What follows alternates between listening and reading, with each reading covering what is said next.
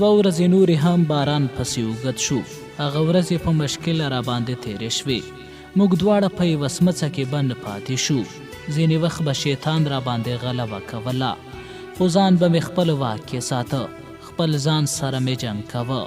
د دې جنګ سره سره د عبدالرحمن د راتلو ډار هم و. په شک کې وم چې عبدالرحمن به خامخا ځان سره زما لپاره ضرور کوم چل راوړي. د هغه نیت ماته او زما نیت هغه ته معلوم شوی و. ویلی وو 8 ورځې وروسته به راځم. هغه ورځې هم په پوره کېدو وې. 4 ورځې خو باران قید کړي وو. ما غوښتل چې د هغې له راتګ مخکې باید عایشه له دې ځایه وباسم. په سهار کله چې باران ودرېده نو عایشې ته مې وویل که عبدالرحمن زما په غیاب کې راغی او وړلې نو خامخا په یو نه په یوه بهانه باید تر ما پورې پاتې شي. هېڅ باور نه کېده چې هغه رانه شي. زه سره د ټوپکه ترې لاړم. د هغو څپرګیو نه کوم 100 متره لرې په یوه ځای کې ورته کېناستم. لمر په سر راغلی. د څپرګیو مخې ته ماشومانو لوبې کولې. له لږ ځنډ وروسته د ښځو د ژړا آوازونه راغله. له دې سره له یوه څپرګي څخه یوه جنازه راووته. 4 کسانو د بانډس نه جوړ د بې پښو په کټ مړی په اوږو راخیستی و. له شا به تقریبا کوم 50 کسه ورپسې روان وو. داسې جنازې د نورو مذهبونو هم کیدای شي. زه یې دې ته انتظار وم چې مړی سوځوي او که یې ښخوي. لږ وروسته دغه ماتم نه ډک جلوس مې له سترګو پناه شو. له شا پټ پټ پسې روان شوم. له لږ مزل وروسته یو قبرستان ته سره ورسېدو. جنازه یې کېښوده او سړیو 3 صفونه برابر کړل لکه د خدای جل جلاله له طرفه چې ماته اشاره شوي وي. په دغه کې مې سوچ ونه واهه. په تلوار مې په ځمکه تیمم وواهه او بوټونه مې په لاس کې واخیستل. په غلیو قدمونو د جنازې په شا صف کې په جنازې پسې ودرېدم. کله چې جنازه ختمه شوه نو د دعا لاسونه مې پورته کړل. زما سره خواته کسانو حیران کتل. لږ وروسته د ټولو نظر په ما کې و. یو کس امام ته ور وښودم. امام زما په طرف راغی. دواړه لاسونه مې ترې ونیول او موچې مې کړل. زه د هغې په منځ کې عجیب سړی ښکارېدم. زما قد و قامت له هغې لوړ او رنګ مې له هغې وبیلو او په لاس کې مې ټوپک بیل نیولی و. امام له ښه قسمته په اردو پوهېده. وی ویل ته هندوستانی معلومیږي، دلته څنګه راغلی؟ پوځي خو به نه یې؟ ورته مې وویل زه هندوستانی مسلمان یم او د انګریز پوځي یم. له جاپانیانو پټ یم. اگر که تاسې مسلمانان نه وی نو زه ستاسې مخ ته نه راتلم. اوس تاسو د یو مسلمان ورور په صفت ماته پناه راکولی شئ؟ ورته کتل مې د امام نظر په وار وار زما په ټوپک نښته. ځینې خلک د قبر د دفن کېدو وروسته لاړل او ځینې زما خوا و شا راته ولاړ ول. امام وویل له تا څخه زموږ اوس تا ټوپک ته زیات ضرورت لرو. دغه سړی چې اوس مو دفن کړ په ځنګل کې پړانګانو خوړلی و. د باران نه مخکې وزه ورکه شوې وه. کلي ته معلومه شوه چې هغه پړانګانو خوړلی. ته راځه زموږ سره کلي ته، زه به ټوله کیسه درته وکړم. ورته مې وویل چې دلته خو به لنډ کوم پوځي مرکز نه وي او دلته خو به نه راځي. نه، دلته نږدې کوم مرکز نشته. په اول سر کې به جاپانیان راتلل او زموږ کورونه او ځنګل به یې تالاشي کول. کلي ته به یې همدا ګواښ کوه چې انګریزانو هندوانو ته پناه ورنه کړئ، که نه سزا یې سخته ده. اوس لکه چې یقین شوی چې ځنګل کې کوم پوځي نه دی پاتې نو نه راځي. ما ورته وویل ښه نو اوس د کلي خلک به ما جاپانیانو ته نه ورښیي؟ نه نه نه، دغه کلی د مسلمانانو دی او مسلمان له بل مسلمان سره څنګه دوکه وکړي؟ د ذهن له طرفه مې دا جوړه کړه چې له امام سره کور ته لاړ شم او که کومه دوکه یې را سره وکړه نو که کوم مخې ته راته ولمبوي او ځان به خلاصوم. دغه امید خو مې ترې نه کېده او نه.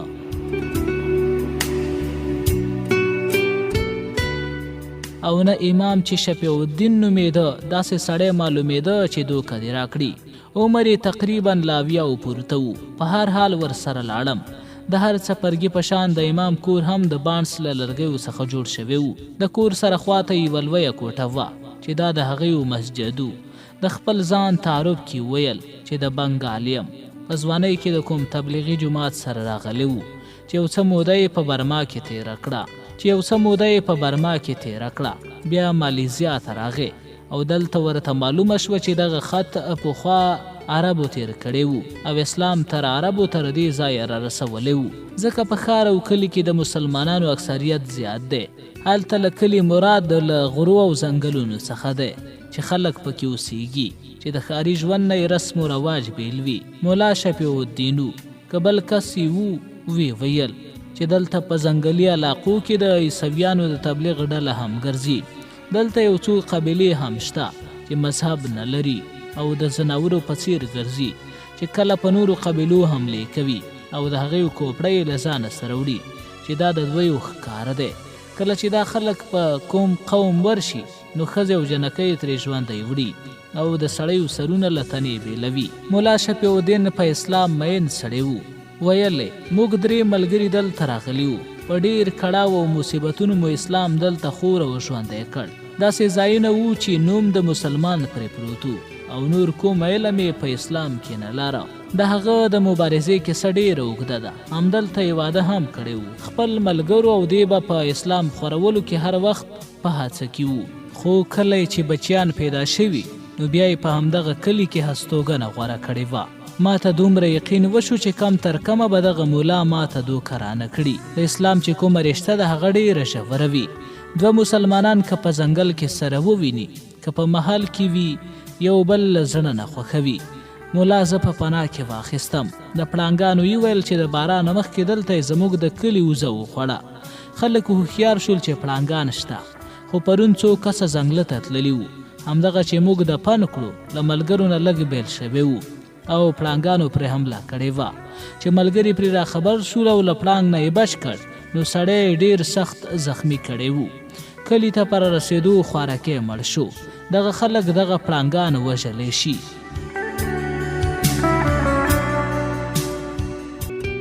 خو پیدا کول یې ورته مشکل دی که پیدا یې کړي هغه تښتي اوس چې ستا ټوپک کلي ته راغلی نو ته یې له موږ سره په اسانۍ ختمولی شي که نه همداسې به په انسانانو حملې کوي ورته مې وویل چې دا خدمت خو به وکړم لیکن زه اوس تاسو مرستې ته اړ یم باید په بیړه اول زما کار را سره وکړئ هغې ته مې له زخمي کېدو نه نیولې تر همدا ساعته پورې چې له ده سره ناست وم ټوله کیسه وکړه د عبدالرحمن په خراب نیت مې زیات زور کوه او مولا ته مې همدا وویل که تاسو پناه راکړئ نو کیدای شي له ما کبیره ګناه وشي ځکه چې له ډېره وخته یوازې سره اوسو دا مې هم ورته وویل چې جلۍ پاکه او صفا ده دا زما لپاره مولا شفیع الدین ویل چې یو څوک زه له ګناه بچ کولی شم نو په خپل سر هم نه یم تړلی ځان به ترې قربان کړم که هغه له ګناه څخه راوګرځي په هغه ساعت یې 4 کسان راته تیار کړل چې عایشه سره د ټوله سامان راولو ویل خدای جل جلاله به پناه درکوي کله چې زه د 4 کسانو سره د عایشې مخکې ودرېدم نو هم خوشحاله او هم حیرانه شوه په لنډه مې کیسه ورته وکړه په کیسه کې مې دا هم ورته وویل خدای زموږ لپاره ډېر ښه ځای خوښ کړی د عایشې ټول سامان مې هغه خلکو ته ورپشا کړ ورته مې وویل تاسو درځئ موږ هم درپسې یو لږ وروسته ما و عایشه هم پسې روان شو همدغه یو خطر راپسې وو چې عبدالرحمن مو په ځنګل کې تالاشۍ پسې راونوځي د دغه علاج ما ته په نظر نه راته دغه سوچ مې وکړی چې په دغه 1-2 ورځو کې به ضرور راځي هغه به اکثره ماښام نه وروسته راته دغه مې له ځان سره غوټه کړه چې عایشه ورسوم او ماښام بیرته د کندې غاړې ته راشم پټ کینم دغه لعنتي چې راغی قتل یې کړم او په همدغه کنده کې ښخ کړم که د کېناستو یوه لړۍ اونۍ وخت هم واخلي باید ورته کینم لمر په لوېدو و نیمه لار مو ایله وهلې وه زه په همدغه سوچونو کې وم چې یو غضبناک اواز مې تر غوږ شو دواړه ودرېدو مهدي ته زما په نشانه کې عایشې راوګرځه دغه اواز د عبدالرحمن و تر ننه پورې هېڅ نه یم پوهېدلی چې دغه لعنتي څنګه په موږ پسې له شا راغی که هر څومره سوچ کوم نو دا سوچ راته راځي چې په خټو کې زموږ پلونه لیدلي همداسې پلې راپسې نیولی و د هغه له اواز سره ما هم مخ ورواړوه او ټوپک مې سم کړ خو عبدالرحمن مې تر سترګو نه شو هغه د ونو یا بوټو شاته و عایشه په وارخطا زما مخې ته ودرېده او په کرار یې ویل هغه راغی ما ورغږ کړ عبدالرحمنه ځان راوښایه باید خبرې سره وکړو اواز یې راغی جلۍ راخوشې کړه او ته ځه عایشې ته له دې څخه لرې شه هسې نه اولنۍ ګولۍ مې ته ونه خورې هغې ورغبرګه کړه نه لرې کېږم چې هر څنګه وي. له دې سره ناڅاپه د پړانګانو هیبتناک اوازونه اوچت شول چې د عبدالرحمن غږ یې له خپل غږ سره ګډ کړ. د دغې چغې په لور مې ورمنډه کړه. صرف د عایشې دا خبره مې واورېده چې مه ورځه مهدي مه ورځه په هغه طرف. زه همداسې ګړندی په بوټو کې ورننوتم. دواړه پړانګان په عبدالرحمن لګیا وو او همدغه عبدالرحمن ما ته ویلي و چې پړانګان کله وږي شي نو په انسان حمله کوي. نه پوهېږم وږي و که د قدرت مرسته ما سره وه. یو مې په نښه کړ، له ډس سره وړاندې وغورځېد، بل له ډاره وتښتېد. زخمی شوی پړانګ بیا راوچت شو لکه خپل وار چې اخلي. په مرګي حال کې په عبدالرحمن ورمنډه کړه. یو ډز مې پرې بل هم وکړ، بیا راوچت نه شو. نور نو له خوځېدو ووت. د ټوپک په برچه مې پرې یو دوه ګزاره وکړل، خو مړ عبدالرحمن ته راتاو شوم. یوه ویرونکې منظره یې جوړه وه. پړانګ مرۍ ترې شکولې وه او بې حرکته پروت و. د عایشې چغو را په خود کړم. په دواړو لاسو یې مخ پټو او ژړلې. د عبدالرحمن په لیدو یې له خولې چغه وتلې وه. هغه معصومه او نازکه نجلۍ وه چې دغه منظره ورته د زغم وړ نه وه. کېناسته، د ماشومانو په څېر یې وژړل. لږ وروسته له لرې د پړانګ یو ویرونکی غږ راغی. دا نو د خطر زنګ و. دا دویم پړانګ و، کېدای شي انتقام لپاره به واپس راته. زه ښکاري نه وم. د ځناورو په هکله راته دومره معلومات و چې سړی دانګې وانګې کوي، او بس دا هم نه وه راته معلومه چې یو مړ کړي نو جوړه یې انتقام اخلي او که نه. له دغه اواز سره مې عایشې ته وویل لکه چې بیا را روان دی. هغه په تیزۍ سره راوچته شوه، لږ وړاندې په ښه ګڼ ځای کې کېناسته. د ځنګل دغه ځای دومره ګڼ و چې په 2 مترۍ کې اخواته څوک نه معلومېدل. که ځنګل زیات ګڼ نه وی نو د پړانګ لوری به مې معلوم کړی وی او په نښه به مې وو، مګر د ونو او بوټو د پاڼو له وجې هېڅ نه معلومېدل. عایشې ته مې هم وویل هر طرف څاره، که پړانګ په نظر درغی نو ما خبر کړه. له هغه ځایه تګ د کلي په طرف له خطره خالي نه وو. د پړانګ د حملې د هر طرف نه امید و چې وی کړي. د پړانګ نه غیر بل چاته هم په انتظار وم چې زموږ کډی خپل کلي ته په شا کړې وه. دومره لرې به زما په ګمان نه و تللی، باید د ډزو په اورېدو سره راګرځېدلی وی. د 3 واړو په انتظار ناستوم چې کوم یو مخکې را رسېږي، پړانګ که کلیوال او که جاپانیان.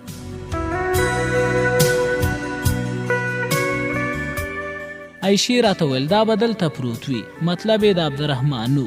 په کوم ځای کې چې موږ ناستو عبدالرحمن مړی او مړ پړانګ دواړه ښکارېدل. که دلته پاتې شي نو جسد به یې ځناور وخوري. ورته مې وویل لکه چې د هغې په مرګ ډېر افسوس درځي.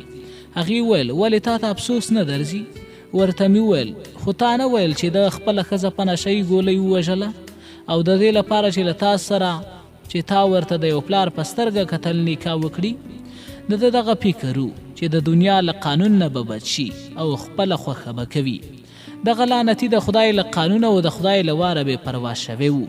دا یې هیر کړي چې د خدای وار بې غږوي. د ما ته هم د نشې ګولۍ د دې لپاره راکولې چې ما ووژني. وګوره د خدای قانون ته چې څنګه سزا یې ورکړه، دغسې ګناهګار ته باید دغسې سزا ورکول شي. له خولې مې چې د الفاظ ووتل نو بدن مې لړزې ونیو. زه خپل هم ګناهګار وم. د جسم له طرفه مې چې کومه ګناه نه وه کړې، خو د سیند په غاړه مې چې عایشه لوڅه لیدلې، په ناوړه فکر مې له اوبو راویستلې وه. که هغې زه په مخ نه وی وهلی، کېدای شي د جسم له طرفه مې هم ګناه کړی وی. یوه سخته ویره مې په بدن ننوته. ما ته داسې محسوس شوه لکه خپل ضمیر چې پیغورونه راکوي او راته وایي چې که اوس همت درکې وي د ګناه سزا نه ځان بچ کړه.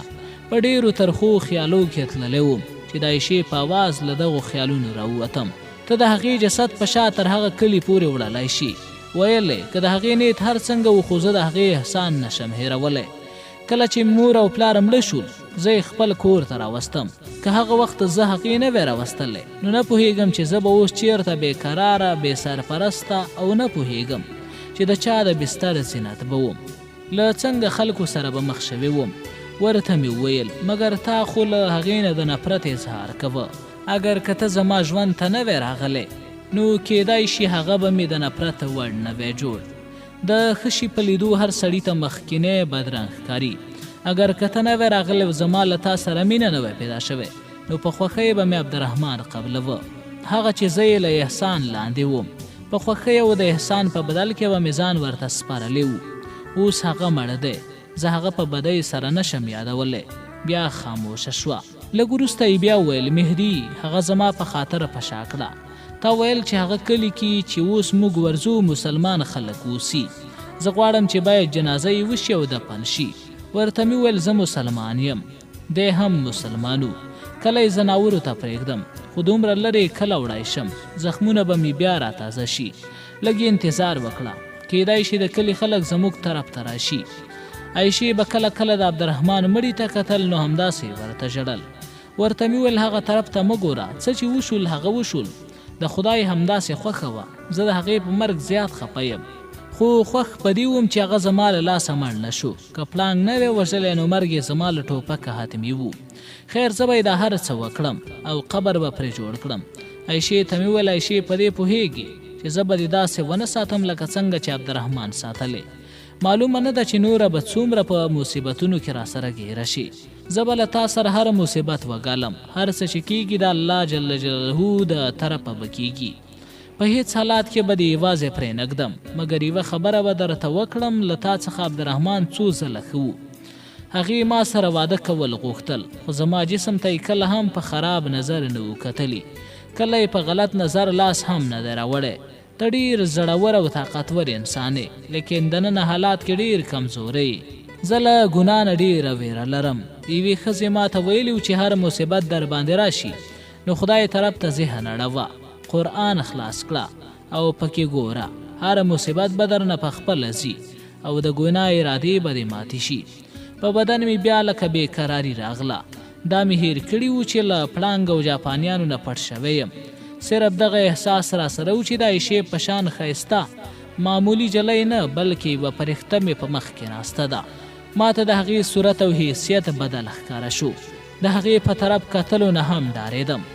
اگر که ما ته په زخمی حالات کې دغه جلی په نظر نه وی راغلی نو زه به په زخمی حالات کې په ځنګل کې مړ یا به د جاپانیانو لاس ته ورغلی و. په اوله ورځ ما د شیشکې ګمان پرې کړی و، خو همدغه زما د نجات فرښته وګرځېده.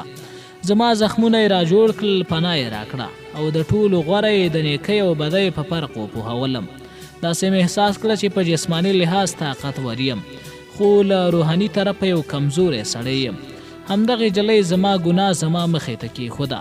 ما ته هغه آیات بیا رایاد شو، خدای به تاسو ته نښانونه در وښي چې تاسو به یې وپېژنئ. خدای ما ته ډېر نښانونه را وښودل. همدغه عایشه هم د خدای له طرفه یو نشان و، خو زه وم چې د خدای په نشان کې مې توهین کوه. د ګناه دغه احساس زما له بدن نه زما طاقت وزبېښه. اگر که په دغه حالات کې پړانګ را باندې راغلی وی نو بې له شکه یې خوړلی شوی. هیڅ همت را کې پاتې نه و. په زړه کې مې د خدای نه د ګناه د بښنې غوښتنه وکړه.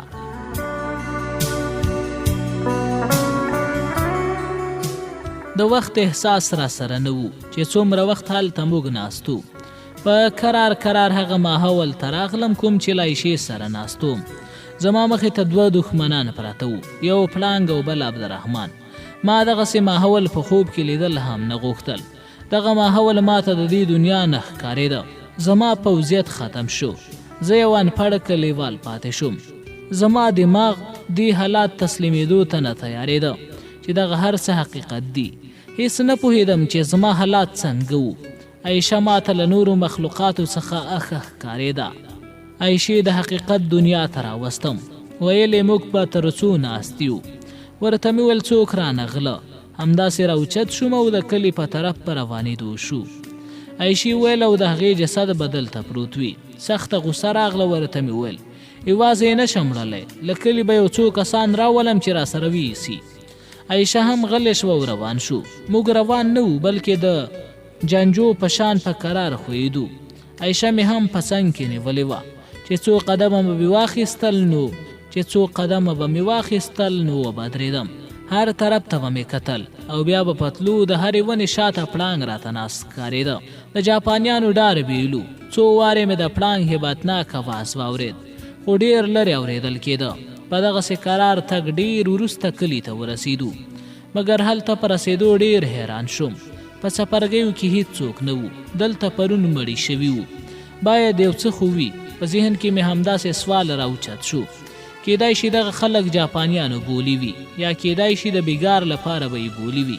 په هر حال زه یې باید مخې ته نه وی ورغلی. دلته په راتګ سره بیرته ګارې ته تګ ښه نه ښکارېده. د لږ ساعت وروسته مې عایشې ته وویل ته لږ ځان چرته پټ کړه، خو هغه ډارېده، ویل زه یوازې نشم پاتې کېدی، ویرېږم. پټ پټ په وښو کې د کلي څنګ ته ورغلو. خواته څپرګي به رانه 15-20 قدمه لري وو. ټول څپرګي مې له نظره تېر کړل. کوم مال او وزه مې هم تر سترګو نه شول. عایشه مې همدلته کېنول او زه اولني څپرګي ته ورغلم. اوس نو زه په خاطره کې ولاړ وم، له لرې هم لیدل کېدم. دننه ورغلم. د هغه خلکو سره دومره کالي سامان هم نه وو، خو دا ښکارېده چې هغه یې هم له ځانه سره وړي وو. له باندې نه د څه شي د پښو د ښکالو اواز مې واورېده. ټوپک مې سم کړ او د ډز په حالات کې تیار سوی د څپرګي وره شاته ولاړم. کرار غږ مې واورېده، مهدي چېرته یې؟ دا عایشه وه. له غوسې نه راوچت شوم. راغلم، ورته مې وویل ولې راغلي؟ خو هغه غلې وه، څه یې نه ویل، همداسې راته کتل. زه له هغه څپرګي راووتم، دا هم را سره غبرګه راووته. زه بلې څپرې ته ورننوتم. دلته به د هغه څپرو وضاحت وکړم. دا څپرګي د کټ نه لږ اوچت د ځمکې نه پاس جوړ وي چې د بانس په لرګیو ولاړ وي. دغه له 2 وجو نه داسې جوړ وي. یو دا چې هلته بارانونه ډېر زیات کېدل له اوبو څخه محفوظ وي، او بل دا چې مار او نور زهرینو خزندو نه په امان وي. نن سبا هم هغه خلک په داسې څپرګیو کې ژوند کوي. له نن سبا څخه مطلب د 1900 کال دی. بیا لاړو همداسې هغه بلې ته، همداسې ټول خالی پراته وو. په یوه څپره کې مې خپله کډه پیدا کړه. د هغه سامانو چې 4 کلیوالو په شا زموږ له ګارې راوړی وو. په زړه مې دغه ساده ډار ننوت. ما ته داسې ښکاره شوه چې دغه خلک ژوندي خلک نه دي. ما چې کوم خلک دلته لیدلي وو ما ته اپیریان ښکارېدل. داسې کوم اثار مې هم تر سترګو نه شو چې جاپانیانو په زوره بولی وي. په سپینګیرو ماشومانو جاپانیانو څه کول باید هغې وښودل ته وی. په وطن کې مې د پیریانو کیسې اورېدلې وي چې سړی په مخه ورغلی وي، ډوډۍ ورسره خوړلې وي، په لاره ورسره تللی وي او بیا ترې د هوا په څیر غیب شوی وي. آخر د وطن او کلیوال ژوند کیسې وي، خو دغه حالات هم ماته د پیریانو نه معلومېده. هغوی ماته د کلیوال په څیر په نظر راغلي وو او زما په راتګ غیب شوي وو. زما په غاړه د عبدالرحمن قرآن زړېده. زه وپوهېدم چې د قرآن سره په ما پیریان څه نشي کولی، خو زموږ کالی او سامان په شک کې اچولی وم. عایشې راته وویل ته به بل کلي ته تللی وې، بل به دې لیدلي وي. نه، کلی خو همدغه وو، هغه زموږ سامان هم هغوی دلته راوړی وو. خو دا خلک څه شول؟ په سوچ سره مې وویل دا خلک ژوندي خلک نه وو.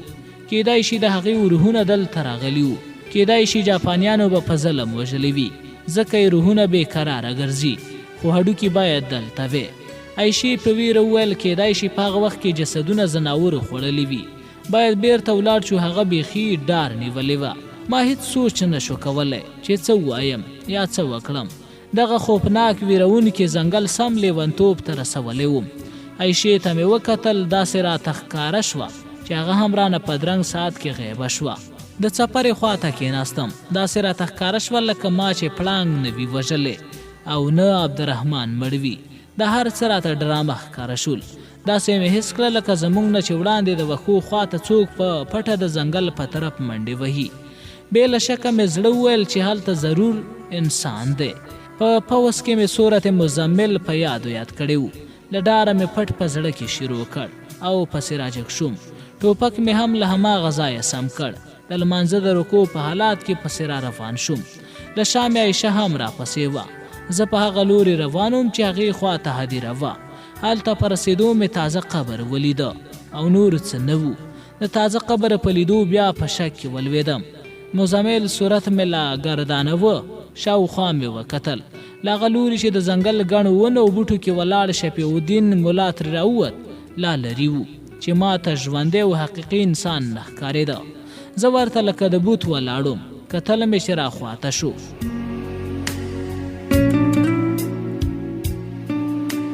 نری خندا یې وکړه. ورمخکې شوم، لاس مې ورکړ. ورته مې وویل د کلي خلک څه شول؟ دا جملې مې په ډار ویلي دي. دې ته انتظار وم چې کله به بیا غږېږي. ویې ویل تاسو د ډزونو اوازونه واورېدل؟ ما ورته ویل که هغه 2 ډزونه ښایي نو هغه خو ما وکړل. یو پړانګ مې مړ کړ او بل وتښتېد.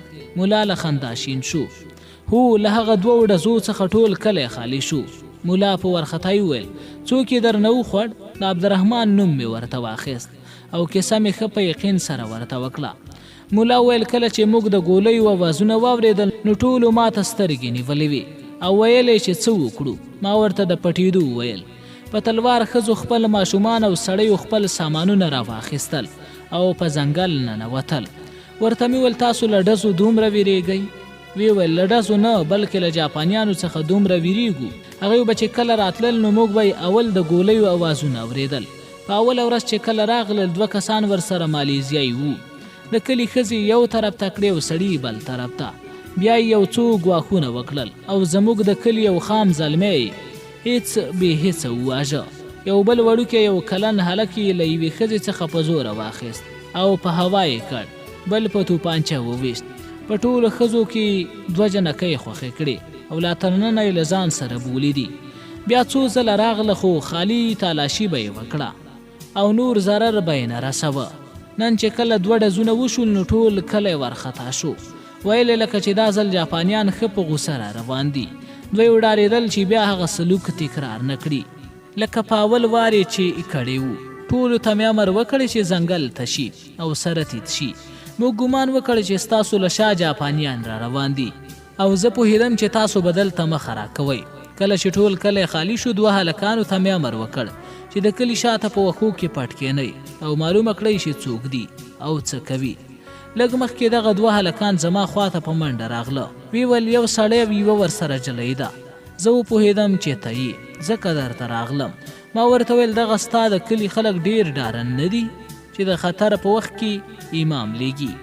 باید هغې وراغلی وی. مولا وویل نه، د ټولو نه مخکې مولا باید هرې خطرې ته ورمخکې شي. اگر که امام په مسجد کې په منبر ناست وي او یوازې حکم وچلوي نو ټول قوم ورسره ډارنه او بزدله کیږي او له هرې خطرې به وتښتي. دغه خلک په ما اعتماد لري او زما په مشوره هر کار کوي. باید زه له ټولو هر ځای کې وړاندې ورشم نه شاته. د شفیع الدین مولا دې خبرو زه د هغې مرید کړم. یو چاته یې اواز وکړی. د ځنګل له لوري یو هلک په منډه د مولا خواته راغی چې تقریبا 14 کلن به و. په خپله ژبه کې څه ورته وویل او هلک د ځنګل لوري ته په منډه او غیب شو. مولا ویل راځئ کلي ته په اتفاق سره یو څپرګی خالی دی. ته هلته اوسېږه او جلۍ به ما کره اوسېږي. زه یې هغه خالي څپرګي ته کېنولم. لږ وروسته کلی بیا له خلکو ډک او آباد شو. ټول خلک زما شاوخوا راټول شوي وو. زه له قد او شکل او عیشه ښایسته هغې ورته عجیبه ښکارېدو. مولا په خپله ژبه کې زما په هکله کلیوالو ته وغږېده او د پړانګ د وژلو زیری یې هم پرې وکړ. ټولو ما ته په حیرانتیا سره کتل. بیا مې د ټولو په څېرو کې خوښي ولیده. د هغو خلکو په څېرو کې له جاپانیانو څخه د غم او ویرې نښې وې چې هلته نه وو، خو دوی ورته د هرې ونې سره ولاړ جاپانی پوځ ښکارېده. دویم ډار پرې د پړانګانو سپورو چې یو وزه او یو سړی ترې ښکار کړی وو. د جاپانیانو نه خو مې نه شو بچ کولی، خو د یوه پړانګ په وژلو ډېر خوښ شول. مولا ته مې ویل چې د عبدالرحمن جسد راوړل غواړي، باید جنازه یې وکړو او ښخ یې کړو. مولا لږ حیران شو ځکه چې د عبدالرحمن په هکله ما ورته هر څه ویلي وو. د هغې دومره تمه نه کېده چې زه دې بیا هم د هغې دومره احترام وکړم چې جنازه یې ادا شي او بیا ښخ کړی شي. ما ته یې هم دومره غم نه راته، خو د عایشې له طرفه زورو.